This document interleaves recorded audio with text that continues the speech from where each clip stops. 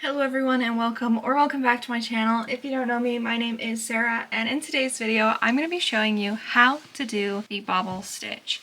Now I'm going to show you how to make the nicest bobble stitches ever, but I'm also going to show you how I color change to get the bobbles a different color and still keep everything really clean and pretty. This is the pattern I will be using to show you these. This is not a full-length tutorial for this pattern at all. You can only find this pattern in my coffee shop as a written pattern. So if you're interested in that, of course, I'll have it linked in the description. In today's video, I will be using some yellow yarn and then some cream for the color changes, just so you guys get an idea of how I do that. To begin, we're going to start with the basic bobble stitch, and I'm going to go ahead and zoom the camera in so you can see a little bit better, and then we will get started. All right, there we go. For the bobble stitch, there's plenty of ways to do it, but first we're just going to start by breaking down the bobble stitch. So the bobble stitch is made by yarning over, inserting your hook into the next stitch, yarn over again, pull through, and you should have 3 loops on your hook, yarn over, and pull through 2 of them.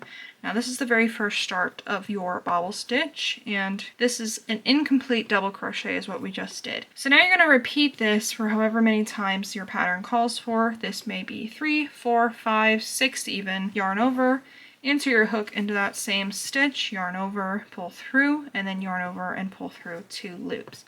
So this is 2 incomplete double crochets. I'm going to go ahead and do 5 for mine, which is a pretty tight squeeze.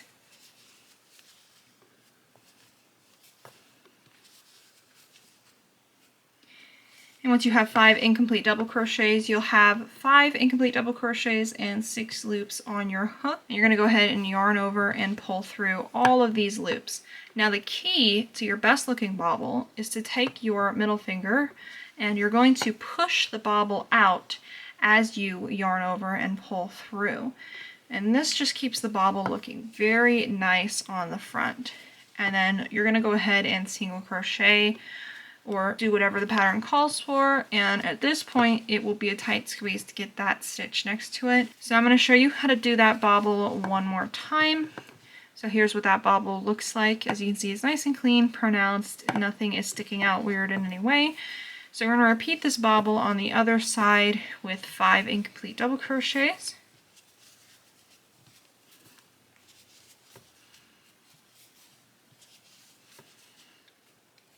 And just like we did with the other one, take your middle finger, push out the bobble as you yarn over and pull through all the loops. And it keeps the bobble looking very, very nice. Now I'm going to go ahead and follow the pattern for a little bit, just so you guys can see the bobble stitches encased in a few rounds, if you will.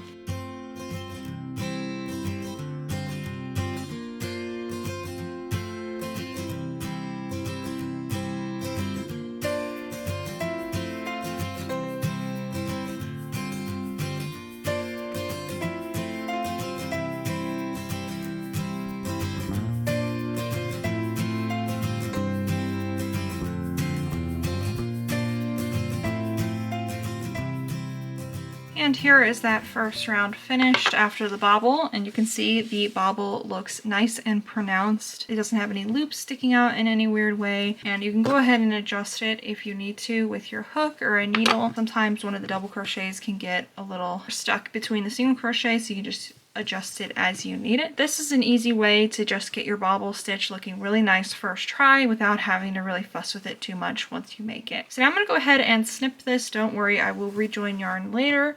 But what we're going to do is start our foot. That way I can show you how I do these color changes. And this is honestly one of my favorite things to do. So I'm going to go ahead and set this aside and start my foot. Now if you didn't see my last fundamentals, I recommend checking it out, so you can see how to do this magic ring, alternate magic ring. Way easier to start working with the plush yarn, and you don't have to worry about it snapping at all. I'll have that up there for you, as well as in the description for you to check out. But like I said, I'm going to finish this foot, and then I'm going to go ahead and show you the bobbles. So I'll see you in just a second here. Okay, I'm at the point for the foot where I'm going to be adding the toes or the bobble stitches, and for this I just have a small amount of cream yarn.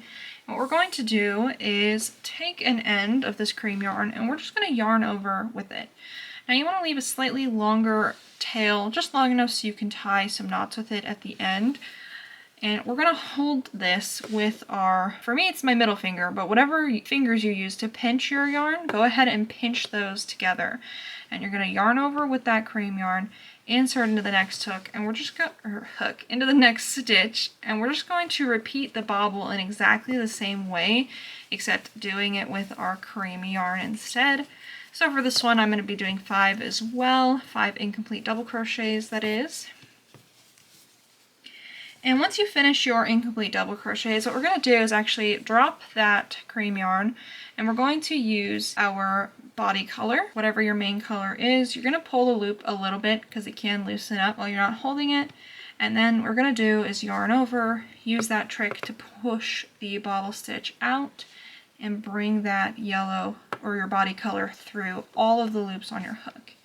Now we're going to go ahead and follow your pattern. For me, it's to single crochet 2. And now at this point, if you're following, for example, the possum pattern, I use this technique in, you can just tie these 2 ends together now and cut them. Or even a better example, Dahlia the baby dragon. I cut each end for the horns, and then you just tie these 2 ends together and it's perfectly secure. But for this example, what I'm going to do is actually bring that working yarn over again instead of cutting it, and just work with it as it is right here. So go ahead and repeat that bobble, yarning over with your secondary color, and then we're going to finish it with the primary color. And this keeps the top of the stitch here on the bobble the same color as the body. When you single crochet over it, sometimes you can see this loop through the stitches, and this just keeps the bobble stitch very clean for those color changes.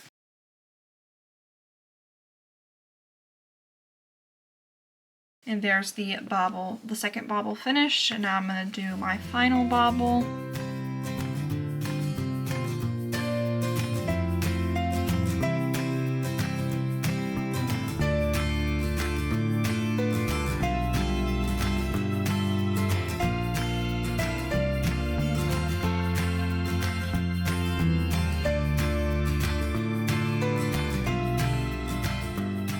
Here's where we're at. Same as the other bobble, you always want to adjust things as you go. Use your fingers to push them out more. And then what I'm going to do is actually just trim this end off, our working end, and set that aside. And then I would just like to tie these 2 together. Super basic knot, don't pull too tight. And then that second knot over. And give it a good stretch to make sure it sits right, and your color change bobbles are finished. Now you can see on this example how clean the bobbles look around the stitches. The cream isn't sitting in any weird place like you would with a traditional color change. So this is the best way to do it in my opinion. There's no cutting the yellow end either, or your primary color. You just continue working with it all the way down. That is how you do bobbles, the regular bobble and then the color change bobble. If you have any questions, please let me know in the comments. If there's something else you'd like to know about the bobble stitch, please let me know. With that said, I appreciate you watching to the end of this video, and I appreciate all of your support. If you have any questions, like I said, please ask them in the comments. If you like this video, leave a like. It's not necessary, but I very much appreciate it. I love you guys, I appreciate you guys, and I will see you in my next video. Bye!